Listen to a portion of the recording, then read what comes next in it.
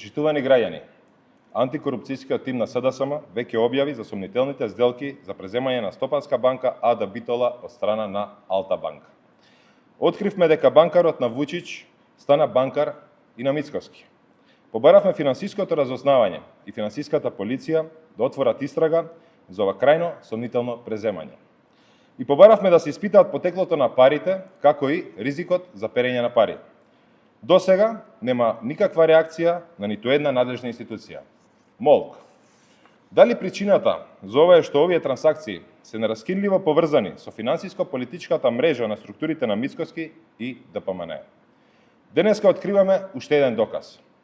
Уште една директна поврзаност со ДПМН во која се обиделе да ја заташкаат. Внимавајте, до пред 3 дена член на управниот одбор на банката од Битола била Маја Кадиевска Војновиќ, поранешна членка на извршниот комитет на ВМРО ДПМН и на Христијан Мицкоски.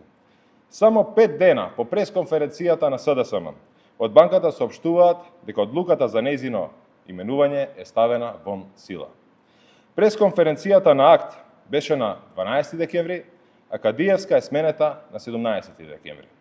Дали ова не е класичен обид да се сокријат врските и трагите кои водат до ДПМН и Мицкоски?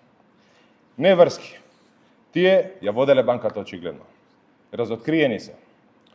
Кој сега може да ја демантира поврзаноста на ДПМН со Алта банка?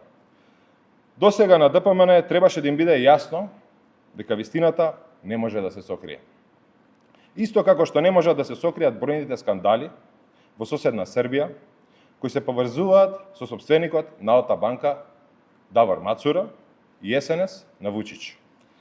Сад најавуваат посебен закон за санкции во Србија, меѓу другото и заради корупција.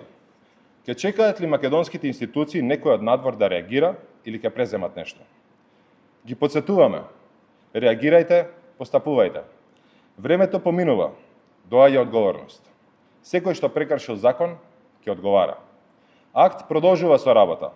Нашата работа преку истражувачкиот центар, платформата Мицко, е препознаена од граѓаните. До сега на 200 пријави имаме на дигиталната платформа и заедно со граѓаните ја продолжуваме борбата против криминалот и корупцијата. Работата не е завршена.